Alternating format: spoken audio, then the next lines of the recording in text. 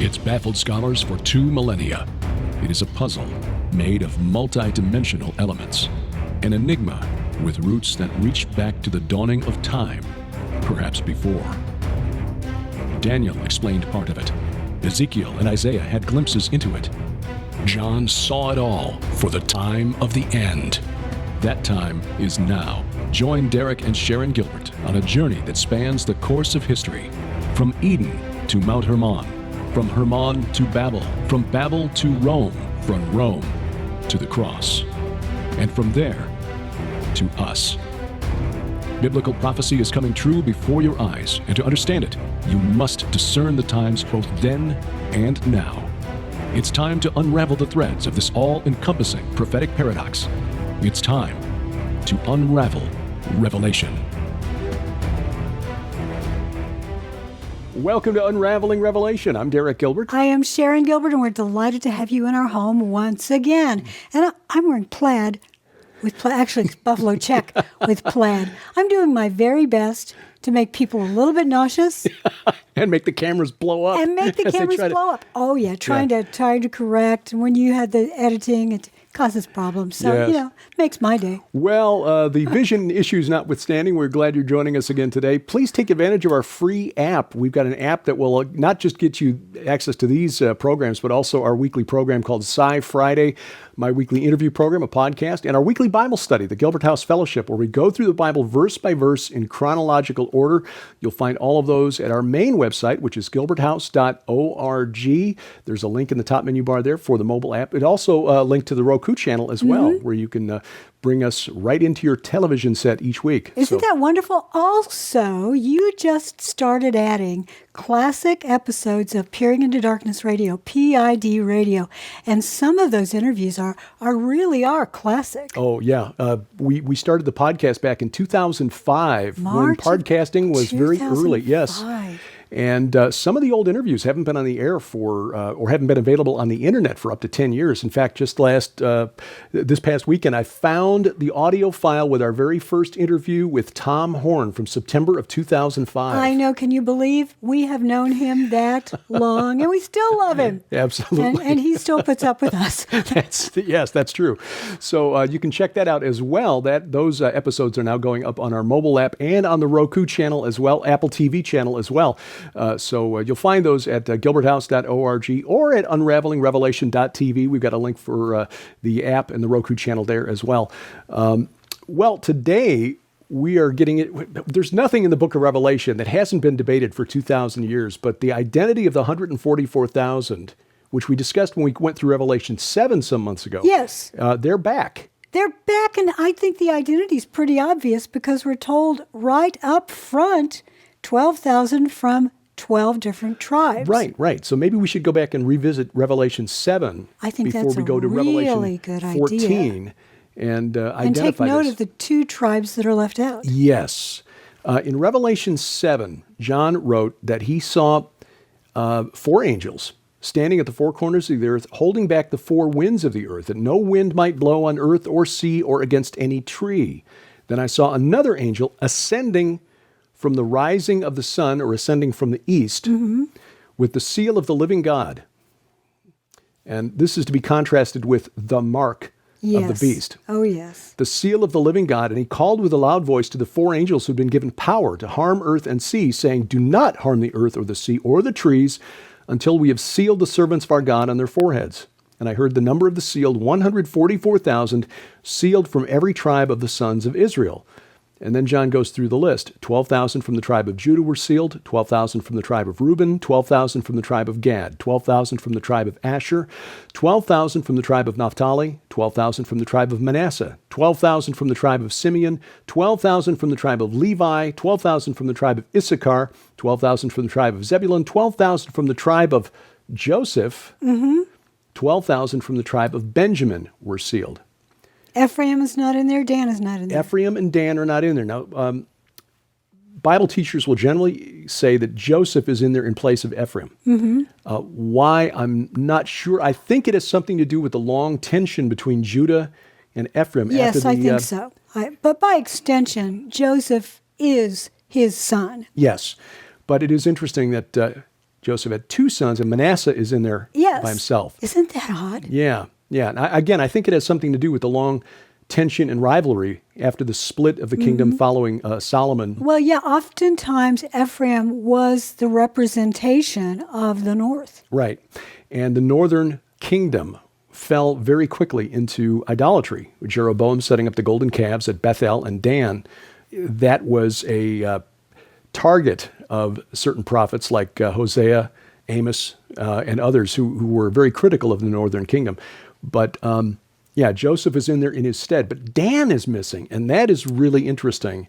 We've discussed that before on this program, but if you've missed it, you're just now starting to find out about us and you haven't gone back into the archives, there are a lot of theories about that. One is that Dan, the tribe of Dan, lived just at the foot of Mount Hermon. They weren't supposed to. No, their tribal allotment was on the coast, in the coastal plain, but they couldn't push out or didn't push out the Philistines. They refused. It's hard. Right. And so they moved north, and that story is recorded in the book of Judges. Interestingly, it follows the story of Samson, who is from the tribe of Dan. Yeah. And how he destroyed the temple of Dagon in Ashdod. It also follows the story of the gentleman who brought a Levite priest into his home. Yes. Not a Levite priest. It was a priest from another... No, it was a Levite. Was it a Levite? He was a Levite, yes. He was descended from Moses. And he said, I'll make you an ephod. Hey, come on in. We'll worship. But the thing is, it started out with his mother cursing the person who stole her money. Turned out it was her son who took her money, and he admitted it, and she said, oh gosh, well, let's see, how can I take this curse back? Well, tell you what, take some of the money and make an idol out of it, and they ended up making 2 idols. Yes. One I think of silver and one of gold, but they made 2 idols, and these were set up in what was supposed to be a mimic of the real altar, the real representation of worship for Yahweh. It was not. It was very pagan. Yeah. And they weren't supposed to have personal priests. So these visitors come in from the tribe of Dan, and they happen to notice, look at this. Not only are the people around here really easy to fight, in fact, they won't fight at all. They're just really nice. They're mostly poets and artists and stuff, geeks. They were aligned to the Phoenician city of Sidon. But, yes, and they were very peaceful. Right. And so the Danites came in and said, not only will we take over this territory, we're also going to take your priest buddy. And took him. And he was apparently a rather ambitious fellow, because they said, look, is it better to you to be a priest for a household or priest to an entire tribe? And, I'll be the priest of the entire tribe. But again, that was not the way it was supposed to be. No. The priests were supposed to do temple service in the temple, or tabernacle service in that day. And the tabernacle was in Shiloh, and they weren't supposed to have their own holy place with their own priests. Exactly. So at the very least, Dan represented, willful idolatry. Yeah. So they fell very early into idolatry and were symbolized, I guess, Israel's fall away from the worship of God, of Yahweh. And again, there's that long section in the book of Judges dealing with Samson, but then following that, Dan's migration north and their settlement at the foot of Mount Hermon. We also have his father's dying statement regarding his various sons, Jacob, who was giving prophetic utterances regarding his sons' futures. Yes. And Dan was not that great. No, in Genesis 49, beginning at verse 16, Jacob, as he's prophesying over his sons, Dan shall judge his people, as Dan means judge, as one of the tribes of Israel. Dan shall be a serpent in the way, a viper by the path that bites the horse's heels so that his rider falls backwards. But the word translated serpent is Nachash, which is the same word in Genesis chapter 3 for the serpent who tempted Adam and Eve. So he was saying, if I understand it correctly, that Dan was going to represent a stumbling block for the rest of the sons. But also, didn't that whole region include Bashan? It did, yes. That region was part of ancient Bashan, and Moses, in his prophecy over the tribes of Israel, when he prophesied about Dan, Moses prophesied that Dan was a lion's cub that springs from Bashan. And at the time that Moses was prophesying, they hadn't even crossed the Jordan River yet, of course, because Moses didn't cross into Canaan. So the allotment had not yet even been granted. That Moses, of course, had been shown that Dan would eventually wind up in Bashan, but the connection to Bashan in the ancient world was very clear. Any reference to Bashan in the Bible is filled with supernatural meaning. Bashan was believed to be the entrance to the netherworld. It was enemy territory. This was the territory that was dominated by Mount Hermon, which was where the Canaanite creator god El lived and held court with his consort Asherah of the Asherah poles, and the 70 sons of El, which were the gods of the nation. So that was believed to be enemy territory. I mean, the kingdom of Og of Bashan, Ashtaroth and Edrei were his main cities. There are Canaanite texts that identify a god named Rapayu, which is the singular form of Rephaim, who was the god at Ashtaroth and Edrei. And there's a reference to the god Malik, which is Molech, who was also at Edrei. So any connection in the Bible, any mention in the Bible of Bashan, you've got to think in terms of the supernatural and specifically in terms of the fallen realm within the supernatural. And that was what Dan was connected to. So you've got early church theologians like Irenaeus and Hippolytus who believed that the Antichrist would come from the tribe of Dan. But Ephraim is not in there either. So if your reason for that is because Dan wasn't mentioned. Well, there's more to it than that. And I would have to go back and look at the writings of Irenaeus. And sadly, my study of the patristic writings, the early church fathers, is lacking. But I know that Irenaeus wrote more about it, about a rider coming from the north. You want to fly. Yeah. And again, in the Bible, whenever you see references to the north, you have to think in terms of the supernatural, because it was always the north from which the enemy came, not just the Assyrians and the Babylonians, because they had to go around the Syrian desert and come down from the north. Scotsmen, the Picts. No, I'm only joking about that. But getting back to the book of Revelation and where we see the picture of the 144,000, that, and going back to the tribes who are mentioned within that 144,000, the fact that Dan and Ephraim are not there does not mean that if you are from the tribe of Dan or from Ephraim, or if you know someone who is, doesn't mean that you're not, worthy of salvation. These are individuals that represent what the Lord is trying to say about his people, his witnesses. Yeah. I believe that their ministry takes place during the first 3.5 years of the final 7 years of life as we know it, what is often called the tribulation week. The 7 last years of the Daniel prophecy of 70 weeks. It's the final week. The fact that the first 3.5 weeks that these on fire 144,000 Pauls are out there spreading the gospel message that Yeshua HaMashiach is the one that was missed is powerful. Yeah. There's a specific reference in Zechariah 12. They will look on him whom they have pierced and mourn. Yes. That, I think, is the result of the preaching of the 144,000 during this period. I agree. Now, isn't it interesting that we see him in verse 1 of chapter 14 of Revelation, and I looked, and lo, a lamb stood on the Mount Sion, and with him were the 144,000. He's on Mount Sion. And yet, this is the middle of the tribulation period. Right. So he has not yet returned physically to the earth. So where is he? Well, I would say this. Mount Zion, the Temple Mount, is about 35 acres total. You're not going to fit 144,000 people up there. No. So what we're dealing with here is the supernatural aspect. We believe that Jerusalem is Eden and Zion is Eden on earth. We wrote about this in our book Veneration and gave the reasons for identifying Jerusalem as Eden. Carl Gallups has also written about that in his book, The Gods of Ground Zero. But there is a reason that we do not perceive it today. I think God has hidden it from us. We don't perceive all of the dimensions that exist. Right. But this following as it does the emergence of the Antichrist and the decree that you must take the mark and worship the beast. Otherwise, I think that indicates here we're seeing these in the spirit realm.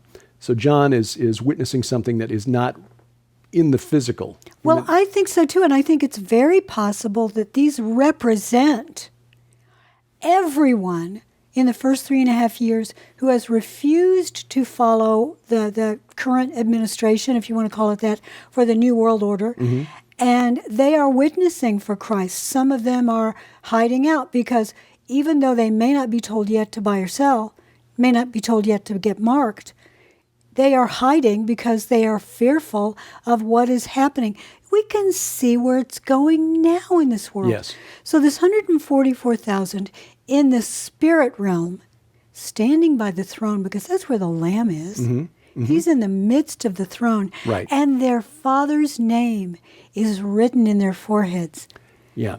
And again, that's the contrast between that and the mark of the beast, because the word here, written, and the seal that we saw in chapter 7 is the kind of seal that you would use to indicate ownership. Uh-huh. These belong to me. And do you know where that comes from?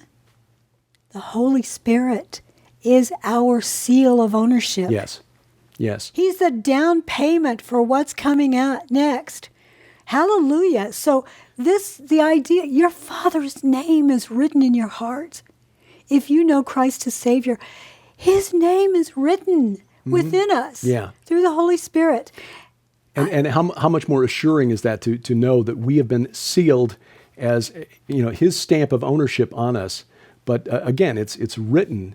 It's not a mark. The word translated mark, as we discussed in the previous weeks, is like a brand. It's like you've been stamped with the beast's mark of ownership. But again, it's like a brand. You've been branded like cattle. Cruelty, yes, and cattle. Right. Because that's how they see us. When you and I first started PID Radio, even back then, and we weren't the only ones to see it because Steve Quayle and many others were way ahead of us, that the way the world was tracking is that you and I, we're really not, we don't mean a whole lot to the controllers, the puppet masters, if you want to put it that way. And I'm not going to say any one group because I don't believe it is one group. I think it's a spirit realm controlling a lot of different groups. Right. I agree.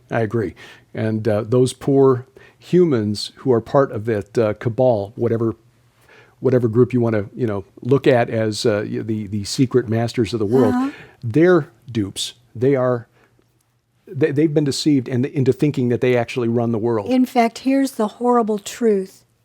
Those who would seek to mark you like cattle have already been branded themselves. Yes, that is a good observation.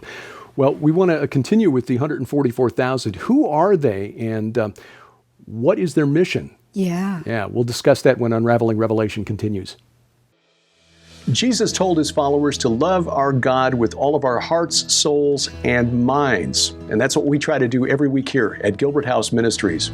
This program is an outreach of our ministry.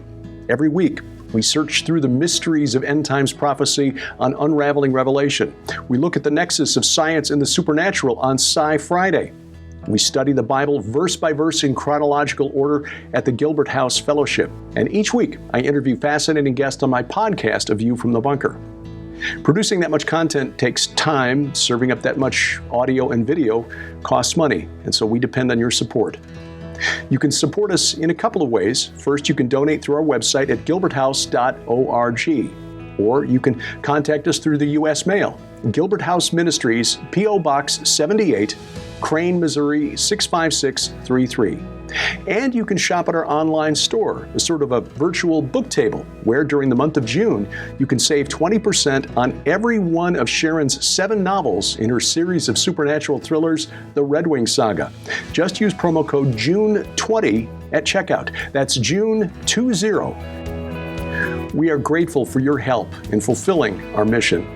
We thank you for your prayers and your support.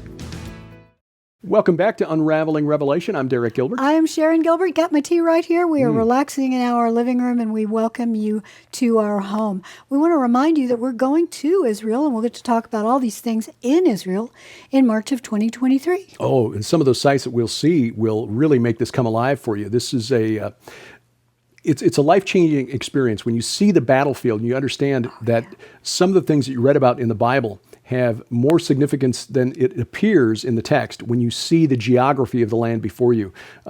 For example, Moses' view of the Promised Land is the same view that Ezekiel writes about at the end of the War of Gog and Magog. Jesus'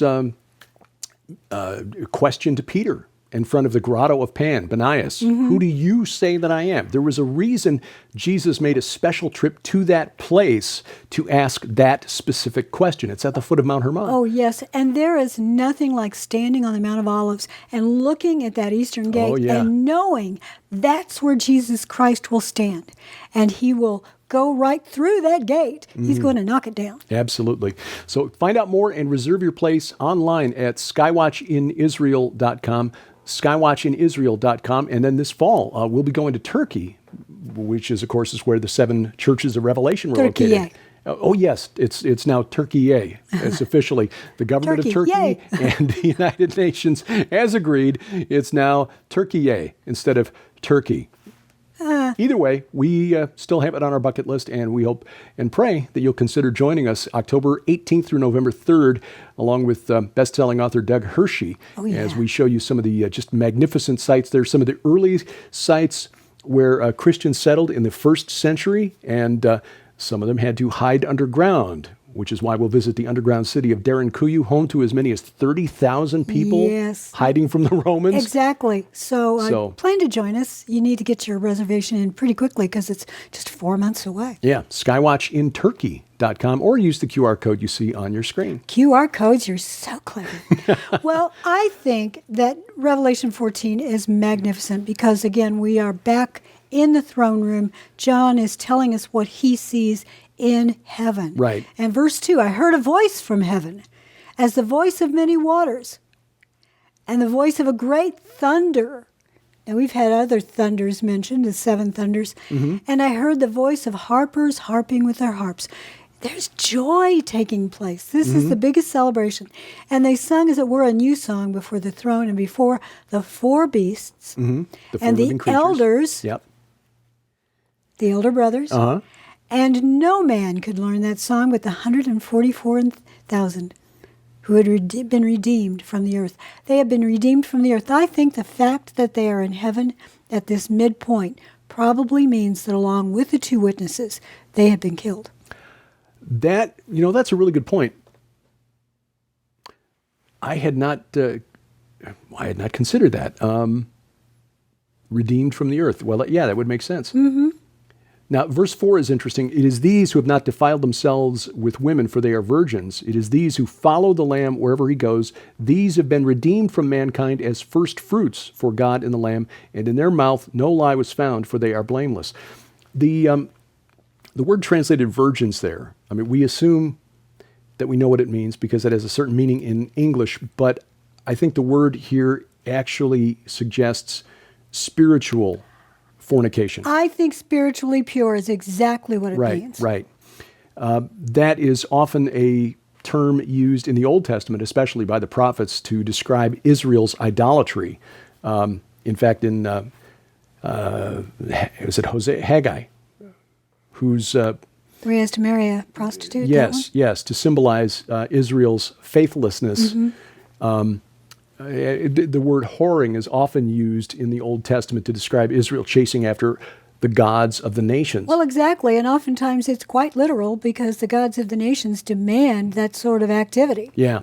So I think this is a spiritual purity that's being discussed here. Not necessarily that these are all young men who have, forsworn women. It's that they are not pursuing other gods. And that is the key here.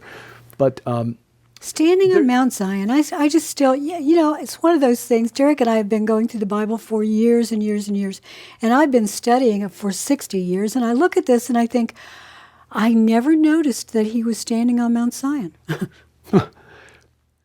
It was there, but I guess it never really sank into what that meant because he wasn't on earth yet. Therefore, he's in another dimension. Mm-hmm. He's on Mount Zion, but he can't be found. He can't be seen because he's not yet we're returned. Locked out. Right. And he has not yet returned to earth because that doesn't happen until Revelation 19 as the rider on the white horse. Exactly. Now, there have been other interpretations of the 144,000 through the years. As you have guessed, if you've watched this program for any length of time, we are futurists. We believe that these events have yet to unfold. And that, so this is not a not yet fulfillment. There are preterists who believe that these were Jewish Christians in the first century who survived the destruction of Rome in the year 70 A.D. No. There are others who suggest that the 144,000 refers to Messianic Jews in Revelation 7, but to Christians in Revelation 14. Now, there has to be a lot of twisting to make that, to force all of that to make sense. Right. One of the beliefs is that Nero came back to life. Yeah, the Nero redivivus myth.